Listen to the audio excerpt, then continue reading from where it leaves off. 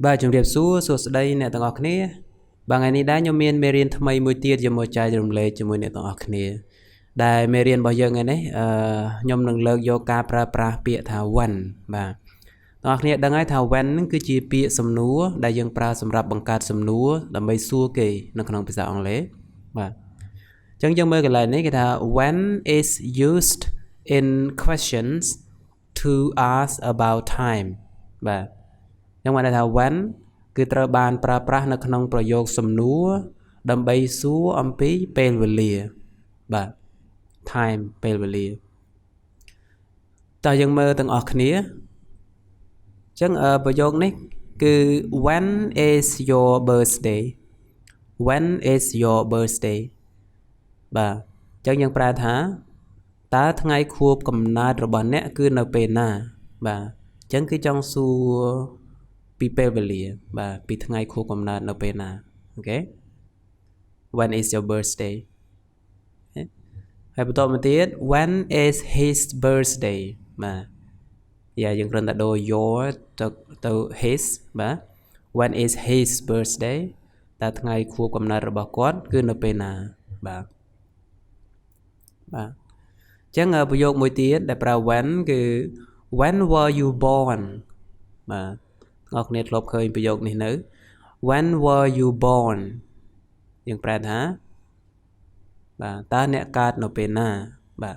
born នឹងកើតណា born when were you born តើអ្នកកើតនៅពេលណា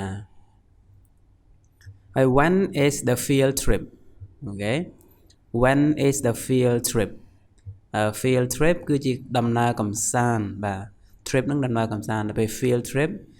ជាលក្ខណៈដំណើរកម្សាន្តបើសិនជាយើងជាសិស្ស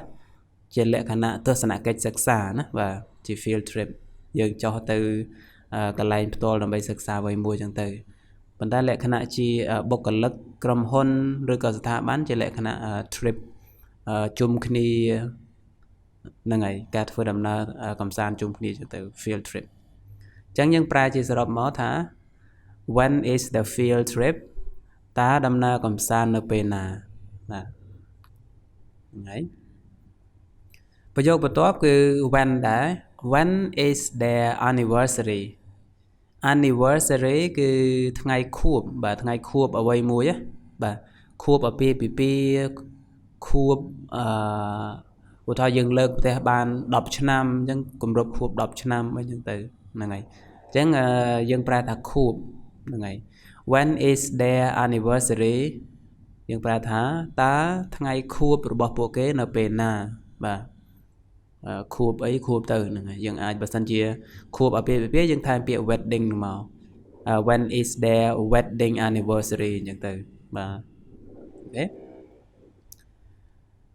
when does the party start when does the party start បាទអញ្ចឹងយើងប្រែមកតើពិធីជប់លៀងចាប់ផ្ដើមនៅពេលណាបាទ party ពិធីជប់លៀង start ចាប់ផ្ដើមបាទពេល when does the party start តើពិធីជប់លៀងចាប់ផ្ដើមនៅពេលណាបាទហើយបន្តមកទៀត when do you do your homework when do you do your homework បាទយ៉ាង homework គឺលំហាត់កិច្ចការផ្ទះអូខេហ្នឹងទេយើងប្រែមកថាតើអ្នកធ្វើកិច្ចការផ្ទះនៅពេលណាអូខេ when do you do your homework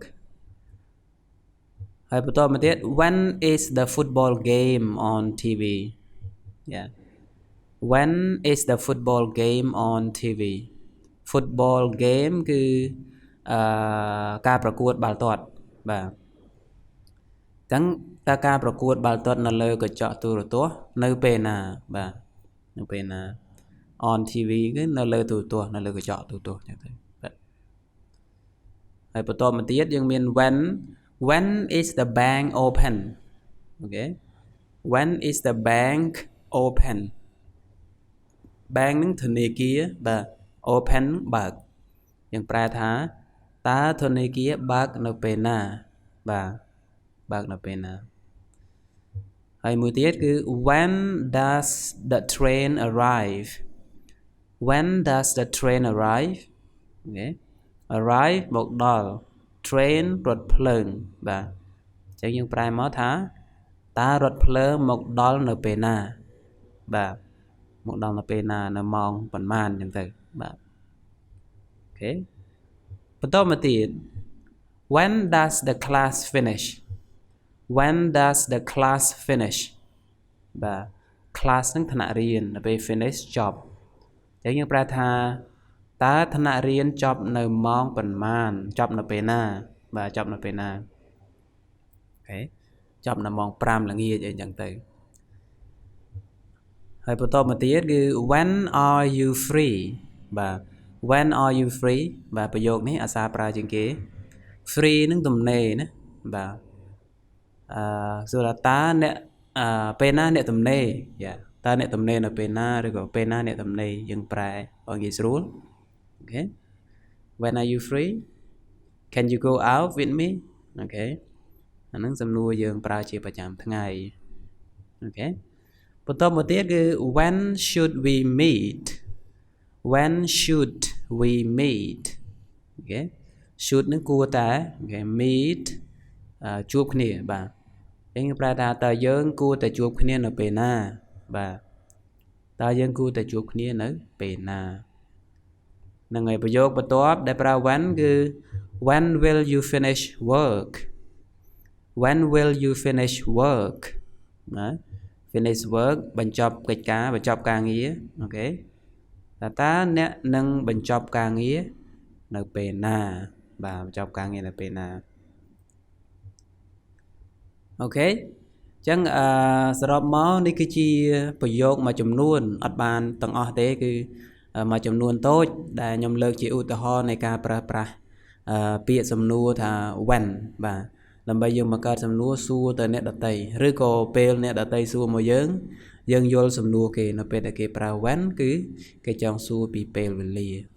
បាទហ្នឹងហើយអរគុណសម្រាប់ការទស្សនាពីដើមរហូតដល់ចប់កុំភ្លេច subscribe ម្នាក់មួយផងសម្រាប់អ្នកថ្មីបាទអញ្ចឹងជួបគ្នានៅវីដេអូបន្ទាប់បាយបាយ